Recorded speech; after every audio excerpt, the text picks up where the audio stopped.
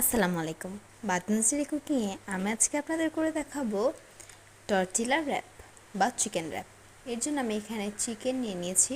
এরপর এর মধ্যে দিয়ে দিলাম টক দই আর দিয়ে দিলাম রাঁধুনির চিকেন তন্দুরি মশলা সাথে লবণ। এবার এটাকে ভালো করে ম্যারিনেট করে নিতে হবে। যেহেতু আমি এখানে তন্দুরি মশলা দিয়েছি, এছাড়া লবণ ছাড়া আর কোনো ধরনের মশলা আমি এখানে ইউজ করলাম না। আপনারা যদি তন্দুরি মশলা ইউজ না করতে চান তাহলে এর মধ্যে মরিচের গুঁড়া, ধনিয়া, জিরা দিয়ে ম্যারিনেট করতে পারেন। এবার তৈরি করে নিব একটা সালাদ। এর জন্য আমি নিয়েছি এখানে বাঁধাকপি, জুলিয়ান কাট করে রাখা গাজর, ধনিয়া পাতা, কাঁচামরিচ আর নিয়েছি পেঁয়াজ। এই সালাদটা তৈরি করার জন্য আমি প্রথমে এখানে একটা টক দইয়ের পেস্ট বানিয়ে নিয়ে নিব। এর জন্য এখানে আমি প্রথমে নিয়ে নিব কাঁচামরিচের কুচি। এরপর এর মধ্যে অ্যাড করব কুচি করে রাখা ধনেপাতা। এরপর এটাকে ভালো করে পিষে নিতে হবে।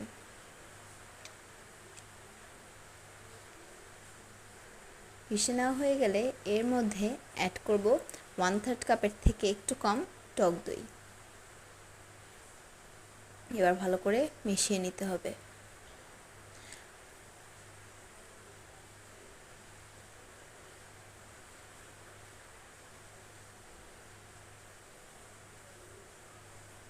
মিশিয়ে নেওয়া হয়ে গেলে একটা বোলের মধ্যে যে সবজিগুলো কেটে রেখেছিলাম সেই সবজিগুলো এখানে দিয়ে দিব।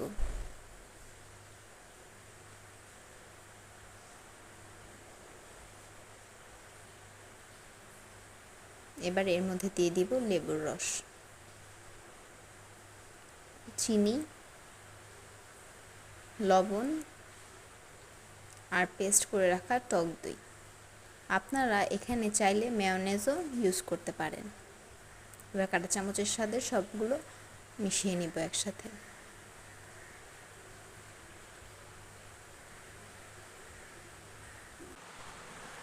মিশিয়ে নেওয়া হয়ে গেলে এটাকে একটা সাইড করে রেখে দিব। এবার যে মশলাটা ম্যারিনেট করে রেখেছিলাম সেটাকে চুলায় দিয়ে ভালো করে রান্না করে নেব।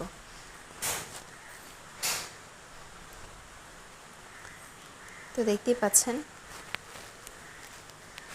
মুরগিটা রান্না করা শেষ। এবার এটাকে প্লেটে উঠিয়ে রাখবো। এখানে আমি কিছুটা মুরগির আস্ত রাখবো আর কিছুটা কাঁটা চামচ দিয়ে শ্রেড করে নিব। আপনারা চাইলে পুরোটা আস্ত রাখতে পারেন বা শ্রেড করে নিতে পারেন। এখানে আমি একটা ময়দার রুটি নিয়েছি। আমরা সাধারণত যে ময়দার রুটিটা বানিয়ে থাকি সেই রুটিটাই নিয়েছি। বেশি পাতলা না, আবার একদম বেশি চিকনও না। এবার কেচির সাহায্যে এটাকে মাঝখান থেকে একটুখানি কেটে নিব।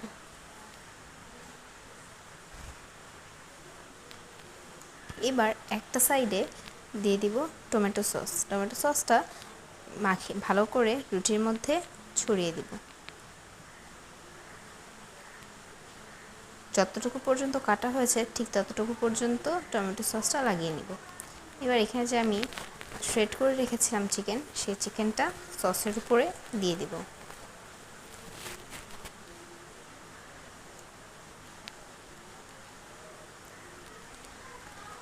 এখন এই সাইডটাকে ফোল্ড করে নিব।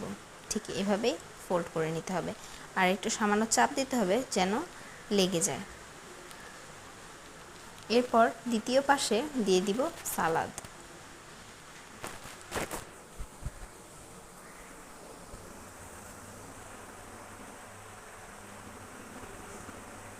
এই পাশটাও সেমভাবে ফোল্ড করে নিব। এরপর লাস্টের পার্টে দিয়ে দিব হচ্ছে গ্রেট করে রাখা চিজ। আপনারা চাইলে এখানে অন্য কিছু অ্যাড করতে চাইলে অন্য কিছু দিতে পারেন। চাইলে এখানে মেয়োনেজও দিয়ে দিতে পারেন। এরপর এর উপর দিয়ে দিব চিলি ফ্লেক্স। এরপর লাস্ট ফোল্ড করে বন্ধ করে দিব। এই তো তৈরি হয়ে গেল টর্টিলা র্যাপ বা চিকেন র্যাপ। এভাবে করেই বাকি সবগুলো আমি বানিয়ে নিয়েছি। এখানে আমি একটা শ্রেডেড চিকেন দিয়ে বানিয়েছি আর আরেকটা আস্ত যে টুকরোগুলো ছিল সেটা দিয়ে বানিয়েছি। এই রেসিপিটা আপনাদের কাছে কেমন লেগেছে আমাকে কমেন্ট করে জানাবেন। আর দেখার জন্য ধন্যবাদ। আসসালামু আলাইকুম।